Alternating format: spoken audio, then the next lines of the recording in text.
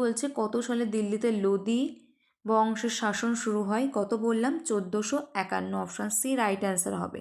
1451 থেকে 1526।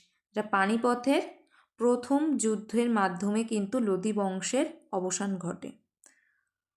পানিপথের প্রথম যুদ্ধ কার কার মধ্যে হয়? বাবর এবং ইব্রাহিম লোদির মধ্যে হয়। ইব্রাহিম লোদি পরাজিত আর নিহত হন এবং বাবর কিন্তু জয়লাভ করে। এখান থেকে কিন্তু মোগল সাম্রাজ্যের সূচনা হয়।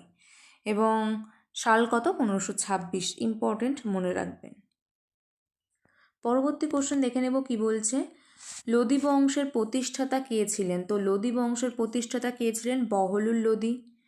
সাল কত? 1451। এবং প্রথম আফগান যিনি ভারত আক্রমণ করেন বহলুল লোদি, প্রথম আফগান সাম্রাজ্যের প্রতিষ্ঠা করেন। তিনি আলম শাহকে পরাজিত করে কিন্তু সিংহাসনে বসেন। আলম শাহ কে ছিলেন? সৈয়দ বংশের শেষ সুলতান।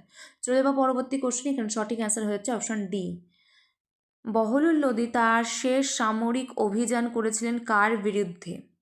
তো অপশান এ বলছে গোয়ালিয়র, অপশান বি বলছে লাহোর, অপশান সি বলছে রণথম্বর, অপশান ডি বলছে মেবার। তো এখানে সঠিক অ্যান্সার কিন্তু হয়ে যাবে অপশান এ গোয়ালিয়র। তিনি কিন্তু কাশী, ঢোলপুর এবং গোয়ালিয়র পর্যন্ত সুলতানের সাম্রাজ্য কিন্তু বিস্তার করেন। বহলুল লোদি কিন্তু সাম্রাজ্য বিস্তার করেন কোন কোন পর্যন্ত? কাশী, ঢোলপুর এবং গোয়ালিয়র পর্যন্ত। তাহলে এখানে সঠিক অ্যান্সার হয়ে যাচ্ছে অপশান এ। চলে যাব পরবর্তী কোশ্চেন দেখে নেব। লোদি বংশের শেষ সুলতান কে ছিলেন? একটু আগেই বললাম ইব্রাহিম লোদি। লোদি বংশের শেষ সুলতান বা দিল্লি সাম্রাজ্যের শেষ সুলতান। এবং এই লোদি বংশ যেটা পানিপথের প্রথম যুদ্ধের মাধ্যমে অবসান ঘটে বা ইব্রাহিম লোদি পরাজিত নিহত হন, বাবর জয়লাভ করেন। বাবরের মধ্যে আর ইব্রাহিম লোদির মধ্যে পানিপথের প্রথম যুদ্ধ 1526 হয়। মনে রাখবেন প্রত্যেকটা পয়েন্ট ইম্পর্টেন্ট। তো এখানে সঠিক অ্যান্সার হয়ে যাচ্ছে অপশান বি। পরবর্তী কোশ্চেন কি বলছে?